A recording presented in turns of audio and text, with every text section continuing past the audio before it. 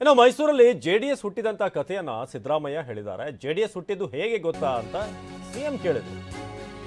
ಇದು ಮೈಸೂರಲ್ಲಿ ಜೆಡಿಎಸ್ ಹುಟ್ಟಿದ ಕಥೆಯನ್ನ ಸಿದ್ದರಾಮಯ್ಯ ಕೇಳಿದ್ರು. ಯಾರಿಗಾದ್ರೂ ಗೊತ್ತಿದೆಯಾ ಅಲ್ಲಿ ಜೆಡಿಎಸ್ ಹುಟ್ಟಿದ್ದು ಹೇಗೆ ಅಂತ 2009ರಲ್ಲಿ ರಾಮಕೃಷ್ಣ ಹೆಗಡೆ, SR ಬೊಮ್ಮಾಯಿ ಹಲವು ನಾಯಕರು ಜನತಾದಳ ಬಿಟ್ಟು ಜೆಡಿಯು ಮಾಡಿದ್ರು.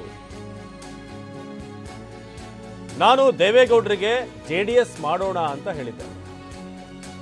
ನಂತರ ಜೆಡಿಎಸ್ ಪಾರ್ಟಿ ಜನತಾದಳ ಸೆಕ್ಯುಲರ್ ನಂತರ ಹುಟ್ಕೊಳ್ತು. ಸಿದ್ದರಾಮಯ್ಯ ನಾನು ಜೆಡಿಎಸ್ ಪಕ್ಷದ ಸಂಸ್ಥಾಪಕ ಅಧ್ಯಕ್ಷ ಅಂತ ಹೇಳಿದ್ರು. ಆದ್ರೆ ನನ್ನನ್ನೇ ಪಕ್ಷದಿಂದ ದೇವೇಗೌಡರು ಉಚ್ಚಾಟನೆ ಮಾಡಿದ್ರು. ನಾನೇ ಅದರ ಸಂಸ್ಥಾಪಕ ಅಧ್ಯಕ್ಷ ಅಂತ ಐಡಿಯಾ ಕೊಟ್ಟಿದ್ದೆ ನಾನು. ಇದು ಮೈಸೂರಿನ ಕಾಂಗ್ರೆಸ್ ಸಮಾವೇಶದಲ್ಲಿ ಜೆಡಿಎಸ್ ಹುಟ್ಟಿದ ಕಥೆಯನ್ನ ನೆನಪು ಮಾಡಿದ್ರು ಎಲ್ರಿಗೂ ಕೂಡ, ಹೇಗೆ ಏನಾಯ್ತು ಅವತ್ತು ಅಂತ. 2009ರಲ್ಲಿ ಜನತಾದಳ ಹೆಂಗಾಯ್ತು ಅಂತ ಗೊತ್ತಾ ನಿಮಗೆ? 2009ರಲ್ಲಿ ಜನತಾದಳ ವಿಭಜನೆ ಆಯಿತು. JH ಪಟೇಲ್, ಬೈರೇಗೌಡ, MP ಪ್ರಕಾಶ್, ಸಿಂಧಿಯಾ, ರಾಮಕೃಷ್ಣ ಹೆಗಡೆ, ಬೊಮ್ಮಾಯಿ ಅವರೆಲ್ಲ ಸೇರಿ ಬಿಜೆಪಿಯವರ ಜೊತೆ ಹೋಗ್ತೀವಿ ಅಂತಂದ್ರು. ಆಗ ನಾನು, ದೇವೇಗೌಡರು, ಲಕ್ಷ್ಮೀ ಸಾಗರ್, ವೆಂಕಟೇಶ್, ಮಹದೇವಪ್ಪ, BR ಪಾಟೀಲ್, ಕೃಷ್ಣಮೂರ್ತಿ, ಸೋಮಶೇಖರ್ ನಾವೆಲ್ಲರೂ ಕೂಡ ಹೋಗ್ಲಿಲ್ಲ, JDUಗೆ ಹೋಗ್ಲಿಲ್ಲ. ನಾನು ಹೇಳಿದೆ ದೇವೇಗೌಡ್ರೆ ನಾವು ಎಲ್ಲ ಸೇರಿ ಬೇರೆ ಪಕ್ಷ ಮಾಡೋಣ.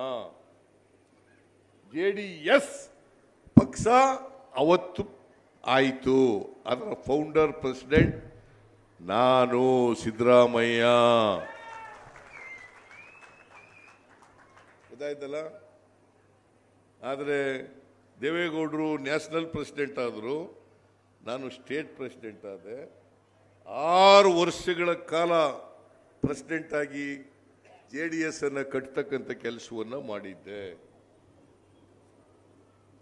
JDS ಪಕ್ಷವನ್ನು ಕಟ್ಟತಕ್ಕಂಥ ಮಾಡಿದ್ದೆ. ಆದರೆ ಎಲ್ಲ ಕಡೆ ಪ್ರಚಾರ ಮಾಡ್ತಾರೆ, ಸಿದ್ದರಾಮಯ್ಯ ನಮ್ಮನ್ನು ಬಿಟ್ಟು ಹೊಂಟೋದ್ರು, ಸಿದ್ದರಾಮಯ್ಯ ನಮ್ಮನ್ನು ಬಿಟ್ಟು ಹೊಂಟೋದ್ರು, ಸಿದ್ದರಾಮಯ್ಯ ನಮ್ಮನ್ನು ಬಿಟ್ಟು. ನಾನು ಬಿಡ್ಲಿಲ್ಲ, ನನ್ನನ್ನು ಪಕ್ಷದಿಂದ ಹೊರಗಾಕಿದ್ರು. ಇದನ್ನು ತಿಳ್ಕೋಬೇಕು ನೀವು. ಹರೀಶ್ ಗೌಡ, ನೀನು ಇದ್ದೇ ಆಗ JDS ನಲ್ಲಿ. ನನ್ನನ್ನ I am expelled from the party. ಯಾರು ಮಾಡಿದವರು? ಮಿಸ್ಟರ್ ದೇವೇಗೌಡ. ಅವ್ರು ಹೆಂಗೆ ಅಂತಂದ್ರೆ ಉಪಯೋಗಿಸ್ಕೊಳ್ಳೋದು ಆಮೇಲೆ ಎಸೆದು ಬಿಡೋದು, ಉಪಯೋಗಿಸ್ಕೊಳ್ಳೋದು ಆಮೇಲೆ ಎಸೆದು ಬಿಡೋದು. ಇನ್ನು ನನ್ನ ಗರ್ವಭಂಗ ಮಾಡಿ ಅಂತ ದೇವೇಗೌಡರು ಹೇಳ್ತಾರೆ. ನಾನಾಗಿಯೇ JDS ಪಕ್ಷವನ್ನ ಬಿಟ್ಟಿರಲಿಲ್ಲ. ಮಿಸ್ಟರ್ ದೇವೇಗೌಡ ನಮ್ಮನ್ನ ಉಚ್ಚಾಟಿಸಿ ಹೊರಕಳಿಸಿದ್ರು ಅಂತ ಹಳೆಯ ದಿನಗಳನ್ನ ನೆನೆಸ್ಕೊಂಡ್ರು ಸಿದ್ದರಾಮಯ್ಯ. ಈಗ ನಾನೇ JDS ಬಿಟ್ಟು ಬಂದೆ ಅಂತ ಸುಳ್ಳು ಹೇಳ್ತಾರೆ. ಎಲ್ಲಾ ಕಡೆ ಹೇಳ್ಕೊಂಡು ಬಂದಿದ್ದಾರೆ ನಾನೇ ಬಿಟ್ಟಿದ್ದು ಅಂತ. ಆದ್ರೆ ನಾನು ಬಿಟ್ಟಿಲ್ಲ, ನನ್ನನ್ನ ಪಕ್ಷದಿಂದ ಅವರೇ ಎಕ್ಸ್ಪೆಲ್ ಮಾಡಿದ್ರು. ಉಪಯೋಗಿಸಿ ಬಿಸಾಡೋದು JDSನ ಕೆಲಸ. ಅವ್ರಿಗೆ ಹಿಂದೆಯಿಂದ ಇರುವಂತ ಶಾಳಿ ಅದು.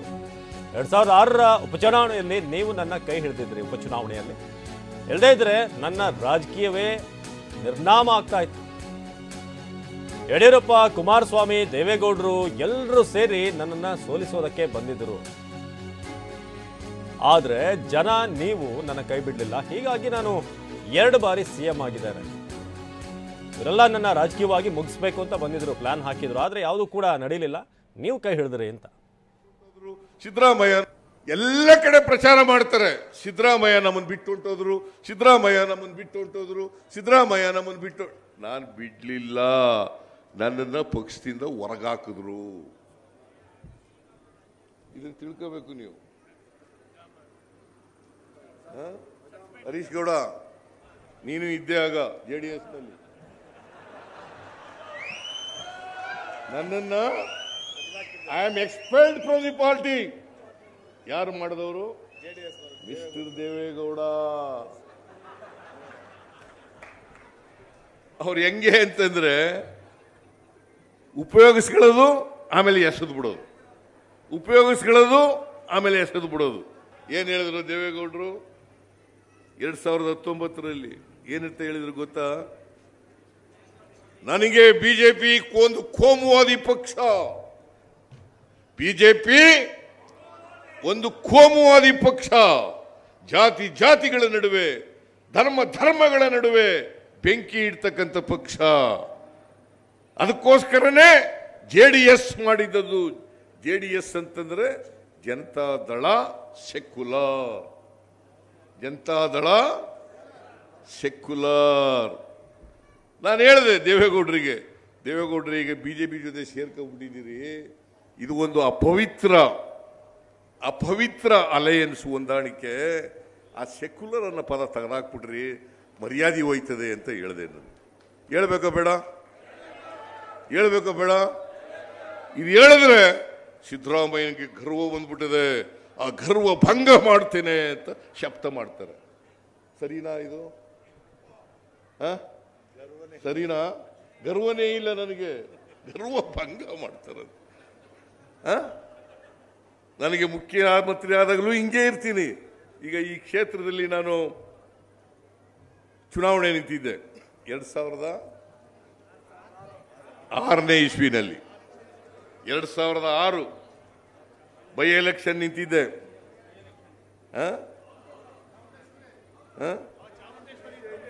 ಬೈ ಎಲೆಕ್ಷನ್ ನಿಂತಿದೆ. ಏನ್ ನನ್ನ ಸೋಲ್ಸಕ್ಕೆ ದೇವೇಗೌಡರು, ಕುಮಾರಸ್ವಾಮಿ, ಯಡಿಯೂರಪ್ಪ ಪ್ರಯತ್ನ ಮಾಡದ್ದು. ಆದರೆ ನೀವೆಲ್ಲ ಕೈ ಹಿಡಿದ್ರಿ ನನಗೆ.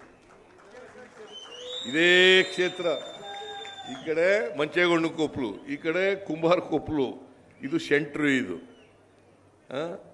ನನಗೆ ನೀವೆಲ್ಲ ಕೈ ಹಿಡಿದ ಹೊತ್ತಿಗೆ ಇವತ್ತು 2 ಸಾರಿ ಕರ್ನಾಟಕದ ಮುಖ್ಯಮಂತ್ರಿ ಆಗಲಿಕ್ಕೆ ಸಾಧ್ಯ ಆಯಿತು.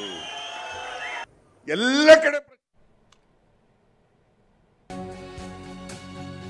ಹೀಗೆ ಮಾತು ಮುಂದುವರಿಸ್ತಾ ಸಿದ್ದರಾಮಯ್ಯ, ದೇವೇಗೌಡರ ಕುಟುಂಬದವರು ಯಾರೂ ಕೂಡ ಗೆಲ್ಲೋದಿಲ್ಲ, ಈ ಬಾರಿ ಎಲ್ಲರೂ ಕೂಡ ಸೋಲ್ತಾರೆ ಅಂತ ಭವಿಷ್ಯ ನುಡಿದಿದ್ದಾರೆ. ಬೆಂಗಳೂರು ಗ್ರಾಮಾಂತರದಲ್ಲಿ ಡಾಕ್ಟರ್ ಮಂಜುನಾಥ್ ಸೋಲ್ತಾರೆ, ಮಂಡ್ಯದಲ್ಲಿ HD ಕುಮಾರಸ್ವಾಮಿ ಸೋಲ್ತಾರೆ. ಹಾಗೆಯೇ ಮತ್ತೊಂದು ಕ್ಷೇತ್ರ JDSನದ್ದು, ಅದು ಹಾಸನದಲ್ಲಿ ಪ್ರಜ್ವಲ್ ರೇವಣ್ಣ ಕೂಡ ಈ ಬಾರಿ ಸೋಲ್ತಾರೆ. ಇದು ಮೈಸೂರು ಕಾಂಗ್ರೆಸ್ ಸಮಾವೇಶದಲ್ಲಿ CM ಅವರ ಹೇಳಿಕೆ. ಯಾರು 3 ಜನ ಕೂಡ ಗೆಲ್ಲಲ್ಲ. ಇಲ್ಲಿ ಬಿಜೆಪಿಯಿಂದ ನಿಂತಿದ್ದಾರೆ ಯಾರು? ಡಾಕ್ಟರ್ CN ಮಂಜುನಾಥ್, ಕುಮಾರಸ್ವಾಮಿ ಮಂಡ್ಯದಿಂದ, ಹಾಸನದಿಂದ ಪ್ರಜ್ವಲ್, 3 ಸೋಲ್ತಾರೆ ಅಂತ. ಬಿಜೆಪಿ ಜೊತೆಯಲ್ಲಿ ಅನೈತಿಕವಾದಂಥ ಸಂಬಂಧ ಬೆಳೆಸ್ಕೊಂಡಿದ್ದಾರೆ. ನನಗನ್ಸುತ್ತೆ, ನನಗೆ ಇರೋ ಇನ್ಫಾರ್ಮೇಶನ್ ಪ್ರಕಾರ ಅವ್ರ ಕುಟುಂಬದವರು ಈ ಸರಿ ಯಾರೂ ಗೆಲ್ಲಲ್ಲ. ಮಂಜುನಾಥ್ ಗೆಲ್ಲಲ್ಲ, ಮಂಡ್ಯದಲ್ಲಿ ಕುಮಾರಸ್ವಾಮಿನೂ ಗೆಲ್ಲಲ್ಲ, ಆಮೇಲೆ ಹಾಸನದಲ್ಲಿ ಪ್ರಜ್ವಲ್ ರೇವಣ್ಣನೂ ಗೆಲ್ಲಲ್ಲ, ಆಮೇಲೆ ಬೆಂಗಳೂರು ಗ್ರಾಮಾಂತರದಲ್ಲಿ ಅವ್ರ ಅಳಿನ ನಿಲ್ಲಿಸ್ಬಿಟ್ಟಿದ್ದಾರೆ. ಬಿಜೆಪಿಯಿಂದ, JDS ಇಂದ ನಿಂತಿಲ್ಲ, ಬಿಜೆಪಿಯಿಂದ. ಅವ್ರ ಅಳಿಯ ಅವರು ಡಾಕ್ಟರ್ ಆಗಿದ್ದವರು, ಪಾಪ ಆ ಡಾಕ್ಟರ್ ಆಗಿದ್ದವ್ರನ್ನ ಕರ್ಕೊಂಡು ಹೋಗಿ ಬಿಜೆಪಿಗೆ ತಳ್ಳಿಬಿಟ್ಟವ್ರೆ ಎತ್ತಿಗೆ. ಯಾಕಂತಂದ್ರೆ ಗ್ರಾಮೀಣ ಭಾರತೀಯ ಲೋಕಸಭಾ ಚುನಾವಣೆ ಇದೆಯಲ್ಲ, DK ಸುರೇಶ್ ಮೇಲೆ JDSನಿಂದ ನಿಂತ್ಕೊಂಡ್ರೆ ಸೋತ್ ಬಿಡ್ತಾರೆ ಅಂತೇಳಿ ಈಗ ಬಿಜೆಪಿಯಿಂದ ನಿಲ್ಲಿಸಿದ್ದಾರೆ. ಅಲ್ಲೂ ಅವರು ಸೋಲ್ತಾರೆ, ಕೋಲಾರದಲ್ಲೂ ಸೋಲ್ತಾರೆ. ಎಲ್ಲಿ ಗೆಲ್ತಾರೆ ಹೇಳಿ ನೋಡ. ಇವತ್ತು ಕುಮಾರಸ್ವಾಮಿ ದೇವೇಗೌಡರು ಬರ್ಬೋದು. ಕುಮಾರಸ್ವಾಮಿ ದೇವೇಗೌಡ ಕಣ್ಣೀರು ಹಾಕ್ಬೋದು. ದೇವೇಗೌಡ ಕುಮಾರಸ್ವಾಮಿ ವಿರುದ್ಧ CM ವಾಗ್ದಾಳಿಯನ್ನು ಮುಂದುವರಿಸಿದ್ರು. ದಯಮಾಡಿ ಅವರ ಕಣ್ಣೀರಿಗೆ ಯಾರು ಕೂಡ ಕರಗಿ ಹೋಗಬೇಡಿ, ಮನ್ನಣೆ ಕೊಡಬೇಡಿ. ಸತ್ಯ ಹೇಳಲ್ಲ, ಸತ್ಯ ಹೇಳಿದ್ರೆ ಅವರಿಗೆ ಕೋಪ ಬರುತ್ತೆ. ಕೋಪ ಬಂದು ದೇವೇಗೌಡರು ಕಣ್ಣೀರು ಹಾಕ್ಬಿಡ್ತಾರೆ. ಕಣ್ಣೀರು ಹಾಕ್ಬಿಟ್ರೆ ನೀವೆಲ್ಲ ಮರಗ್ಬಿಡ್ತೀರಿ ಅಂತ ಹೇಳಿ ಅವರು ನಿಮ್ಮ ಮುಂದೆ ಕಣ್ಣೀರು ಹಾಕ್ಬಿಡೋದು. ನೀವೆಲ್ಲ ಅದಕ್ಕೆ ಕರಗಿ ಹೋಗ್ತೀರಾ ಅಂತ ಹೇಳಿನೇ ಅವ್ರು ಕಣ್ಣೀರು ಹಾಕೋದು. ಆದ್ರೆ ನೀವು ಯಾರು ಕೂಡ ಅದಕ್ಕೆ ಮನ್ನಣೆ ಕೊಡಬೇಡಿ, ಕರಗಿ ಹೋಗಬೇಡಿ. ದೇವೇಗೌಡ ಕುಮಾರಸ್ವಾಮಿ ವಿರುದ್ಧ ಕಣ್ಣೀರಿನ ವಿಚಾರವಾಗಿ ಕೂಡ ಇಲ್ಲಿ ಪ್ರಸ್ತಾಪ ಮಾಡಿದ್ರು CM ಸಿದ್ದರಾಮಯ್ಯ.